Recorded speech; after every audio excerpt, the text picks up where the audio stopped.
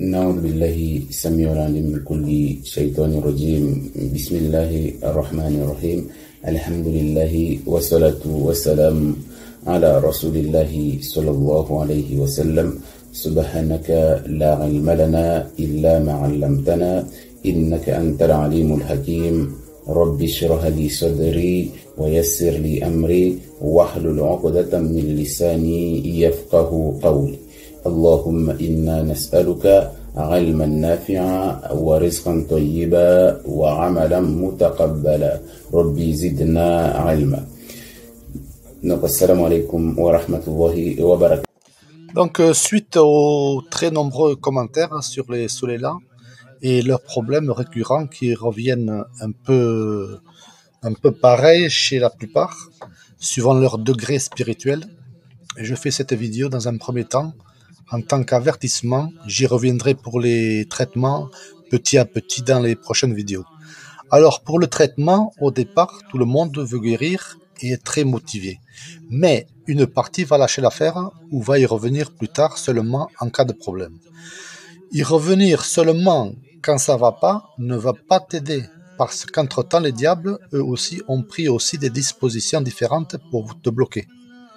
Si vous commencez, va falloir ne plus rien lâcher, quoi qu'il se passe. Attendez-vous à plus d'attaques, des djinns et des gens en général. Ça dure pas longtemps, c'est que du bluff, donc il faut continuer.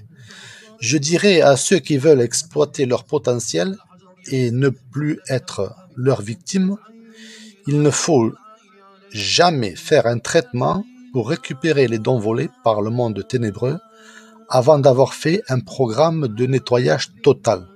Ça, c'est très important. Sinon, les djinns vont jouer sur le Karin et vont faire une sorcellerie au niveau du troisième œil et vous faire croire que vous êtes Superman.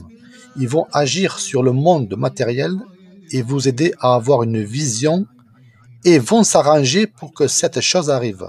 Après quelques essais, ils vont vous mettre en confiance et vous allez être égaré de plus en plus et finir, malheureusement, par sortir de l'islam. Ça commence toujours comme ça quand ils veulent récupérer un Solela pour eux, qui pourrait s'avérer dangereux pour eux par la suite. Sachez aussi que de se lancer directement dans la méditation profonde ou l'ouverture du troisième œil est très très dangereux si on n'a pas fait auparavant une protection efficace de son aura et si on n'a pas refermé toutes les brèches occasionnées par les djinns et les sorcelleries. Dans un traitement d'ouverture du troisième œil qui sera très utile par la suite, là il ne faut pas se précipiter, car quand on va faire de la méditation, on va faire des voyages astraux. Et vous pouvez tomber sur n'importe quoi. Par exemple, un djinn qui va vous posséder. Je dis ça pas pour vous faire peur ou quoi que ce soit, seulement avertir les plus pressés d'entre nous. Un traitement de nettoyage déjà, il peut prendre 4 à 6 mois. Lors d'une méditation, ce n'est pas rare que l'âme quitte le corps et fasse un voyage astral. Et si la personne n'est pas protégée comme il faut, il se peut que quand l'âme voudra revenir dans le corps, elle va trouver la place déjà occupée par une autre entité. Et après, on va faire comment? Ça va être très compliqué à soigner. Déjà, ça ne pourra pas se faire à distance. C'est pas un jeu. Il faut faire très attention dans le domaine de l'énergie, car l'énergie, elle n'est pas protégée.